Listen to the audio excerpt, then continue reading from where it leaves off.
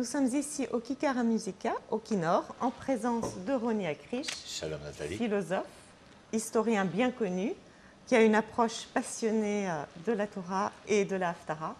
Et il va nous commenter aujourd'hui une Haftara très dure, puisque c'est Dvarim, c'est le début du texte du prophète Isaïe, qui est lu à Shabbat Razon, le Shabbat qui précède Tisha B'Av, jour difficile s'il en est, puisque c'est une journée de jeûne, comme vous savez, où on commémore la destruction du premier et du deuxième temple.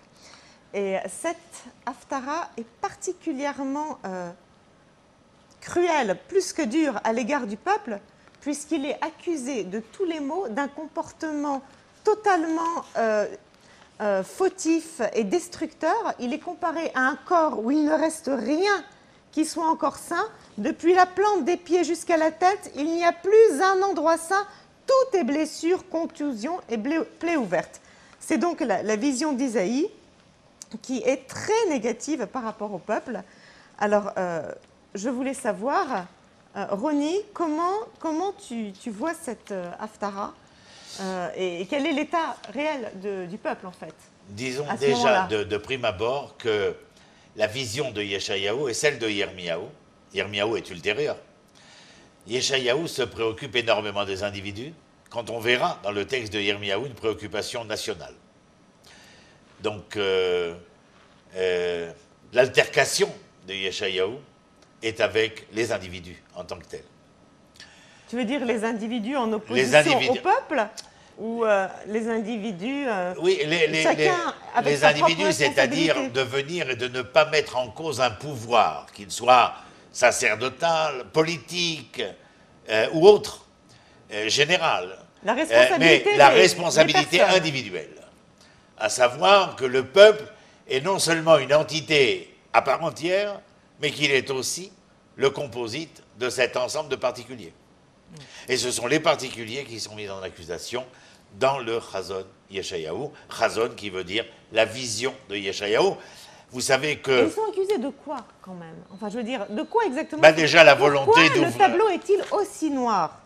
Mais parce qu'il se situe à une époque, l'un des rois sous lequel il va prophétiser, c'est Ézéchias, Chizkiyahu, avant qu'il ne soit, comment dire, agressé par Sanchériv et les Assyriens, qui vont mettre le siège devant Jérusalem. Mais auparavant, déjà, il est surtout contrefait par le grand-père de Chizkiyahu, avec lequel il travaille et prophétise, Uzziya. Uzziya est un homme qui va quand même remettre sur les rails le royaume de Judée. Je vous rappelle que nous sommes dans le royaume de Judée. Le royaume d'Israël touche à sa fin, au nord. Et il est face à Uzziya, qui, tout grand roi qu'il sera, par les conquêtes, par le plan économique et social, va redorer un peu la situation quotidienne des enfants d'Israël. Eh bien, cela ne lui suffira point, et nous verrons Uzziya aspirer à devenir également grand prêtre en dehors de roi. Ce phénomène-là, où le pouvoir politique veut s'arroger le droit du pouvoir sacerdotal et, comment dire, contrarie le prophète de manière évidente. D'ailleurs, Uzziya sera atteint par une maladie dermatologique. Certains disent la lèpre, mais en tout cas, il sera obligé de quitter le pouvoir et d'être remplacé par son jeune premier. Mais en tout cas, voilà, la situation est une situation où même ce pouvoir, qui était à même de faire valoir le mieux et le meilleur, s'avère tout à fait délétère et mal à propos concernant le devenir auquel aspirent les prophètes d'Israël, et en particulier Isaïe. Donc, situation catastrophique pour le peuple, situation sociale catastrophique. Non, situation sociale économique qui est pour le mieux, mais les conséquences de de ce bien-être sont simplement vues à travers le bien d'avoir.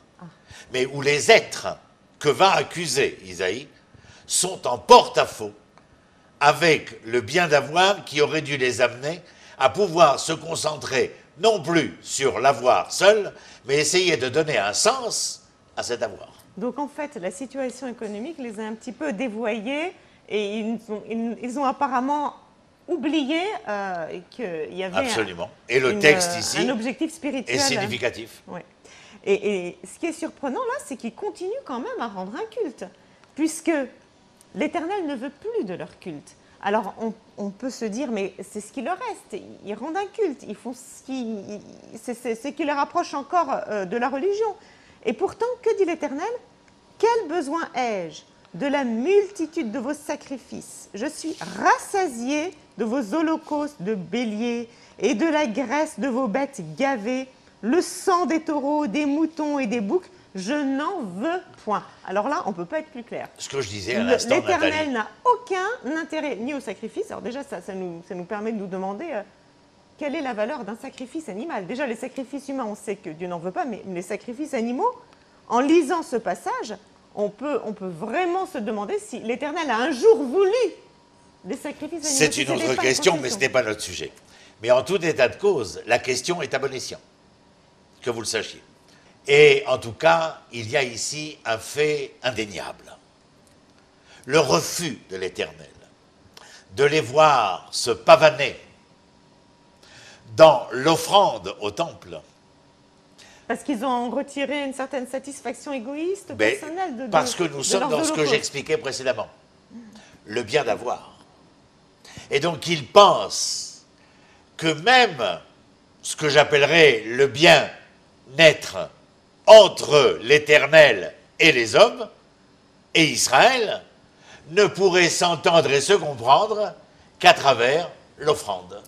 C'est-à-dire que l'offrande, comme l'homme, serait dénuée de tout sens, mais que malgré cela, l'acte matériel, le fait, la gestuelle matérielle ici, serait à même d'apporter ce que l'Éternel attend. Alors là, c'est quand même le refus d'une mitzvah, parce que ces offrandes, ce sont quand même des mitzvot. C'est un korban, Nathalie, c'est un korban. Korban, vous pouvez, le korban est une mitzvah, mais lorsque le korban est lu et entendu. Donc l'intention de la mitzvah est plus important ici que la mitzvah elle-même. Elle aurait dû l'être. Korban a pour racine karov. Ce que demande l'Éternel à celui qui amène une offrande, c'est parce que l'offrande est représentative, simplement représentative. Mais que le personnage ici, qui devrait être mis, en reflet, est le personnage qui amène cette offrande parce qu'il se sent au plus proche de qui? De l'Éternel, pas seulement, du projet de l'Éternel, certainement. Tu comprends? Et il y a donc un porte-à-faux ici, et où l'Éternel leur dit, même un peu plus loin, tu pourras le lire dans ton texte, levez les mains et implorez-moi, priez. Que leur dit-il? Je n'entends pas, je n'écoute pas.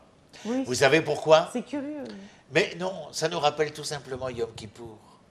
Yom Kippour, lorsque vous rentrez en jeûnant, pour essayer de contrir votre corps et implorer l'Éternel de sa mansuétude, de sa gratitude, de son pardon. Vous auriez dû auparavant, dit le traité de Yoma du Talmud de Babylone, avoir été capable d'être la mansuétude, la gratitude et le pardon vis-à-vis des visages de manière lévinassienne que vous auriez pu rencontrer et contrefaire, mal à propos, même inconsciemment. Or, ce n'est point le cas. Vous vous rendez dans ma demeure alors que vous êtes des impies dans l'incapacité qui fut la vôtre de pouvoir établir dans le lieu que j'ai choisi cet équilibre au sein même du peuple, au sein même de la nation que je vous ai demandé d'être et de devenir comme reflet pour l'ensemble des nations de ce que l'Éternel voulait voir, entendre, comprendre et auquel aspirait l'Éternel à travers vous. Oui, oui, ça va même plus loin, parce que là, on a vu qu'il refusait donc ces holocaustes qui sont présentés d'une manière, sans véritable quête spirituelle. Il va même jusqu'aux mois et aux fêtes, qui sont également des mitzvot. Vos nouveaux mois et vos fêtes, mon âme les a en horreur. Oui. Ils me sont à charge. Il ne semble Tout est pas lié, vouloir Nathalie, absolument. que les Hébreux respectent mais bien leurs sûr, propres fêtes. si faire Shabbat, fêter la Néoménie, c'est-à-dire Rosh Chodesh, aller à Pessah manger de la galette et à Kippour jouer les contries, comme dans une mauvaise pièce de Molière, ça intéresse qui? De voir ces espèces... Ça n'intéresse pas Dieu, en fait. Et chez Isaïe, il y a un refus foncier de voir le projet divin, qui n'est surtout pas cultuel, surtout pas religieux, mais qui est d'abord et avant tout un projet de société humaine. Voir ces marionnettes-là, ces hypocrites, ces malandrins-là, vouloir faire valoir ce qu'ils ne sont pas. Vous savez à quoi je pense, Nathalie? À Tartuffe. Alors là, vraiment, c'est très intéressant, là, parce que, effectivement, tu as dit projet religieux, surtout pas. Projet social, en tout cas, on a l'impression que oui. On a l'impression qu'il y a même une prise de position. Mais lisons-le. Parce qu'on peut lire là. Apprenez à faire le bien, d'accord, ça reste très vague. Mais ensuite, c'est précisé. Recherchez la justice. Soutenez l'opprimé. Faites droit à l'orphelin. Défendez la cause de la veuve. Alors là, on a un projet socialiste. Ben absolument, vous avez un autre chapitre. C'est donc pas un projet religieux, c'est un projet socialiste. Ne dites pas socialiste parce que vous le salissez encore. Dites un projet divin. Un projet social. Un projet sociétal divin concernant le devenir de l'humanité. Au chapitre 58, l'Haftara que nous lisons à Yom Kippour, c'est exactement le même principe, le même processus discursif.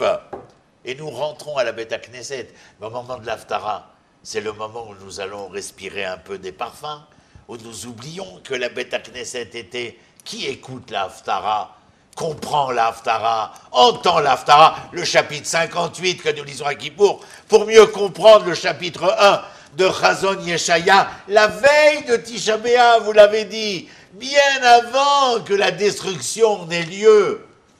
Je vous demandais, avant la destruction, tout simplement, de vous construire. Simplement, de vous construire.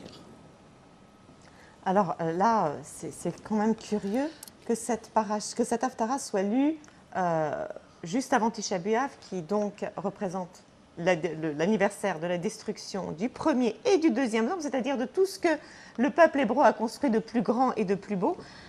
Est-il possible aujourd'hui, à Jérusalem, où le peuple juif est revenu, de lire ces phrases et de se dire que peut-être vraiment il faudrait les prendre en compte, rechercher la justice. C'est pas quelque chose qui manque ici. Que nos autorités... Soutenez l'opprimé, on a quand même... je ne voudrais pas faire de la politique, Nathalie, mais... il faut justement, si, nos autorités politiques, mais nos autorités spirituelles. Mais les autorités politiques aussi devraient peut-être se souvenir qu'il faudrait réduire les inégalités. À tous les niveaux, politiques, social, économiques, militaires, mais surtout spirituels. C'est ce que fera Yirmiyahu. Yirmiyahu ne veut pas les supporter longtemps. Que vous êtes comme chez Echa, au chapitre 6. Ma Hachem de Reshmimra, qu'est-ce que l'Éternel exige de toi? L'amour, la justice, le droit. C'est ce que te demande. D'établir une société où l'ordonnance sociétale serait la plus équilibrée possible, car c'est dans cet équilibre-là que nous pouvons entendre les lendemains qui chanteront. Est-ce qu'on peut dire que les premiers et deuxièmes temples ont été détruits parce que la justice n'a pas été respectée et que les plus opprimés de la société ont été délaissés? La première injustice a été que dans le désert, qui est l'origine de Tisha B'Av, et non pas la destruction du temple, ça aussi c'est une litanie... Je laisserai les mots de côté. C'est parce qu'on a pleuré dans une nuit où nous ne devions pas pleurer, c'est que nous avons été injustes avec ce qui était juste pour nous, que nous aurons des nuits où nous pleurons. Merci beaucoup, Rony, pour ces bientôt. explications, pour cette passion par rapport à une Haftara très forte et très dure. Et on se retrouve très bientôt pour une prochaine Haftara.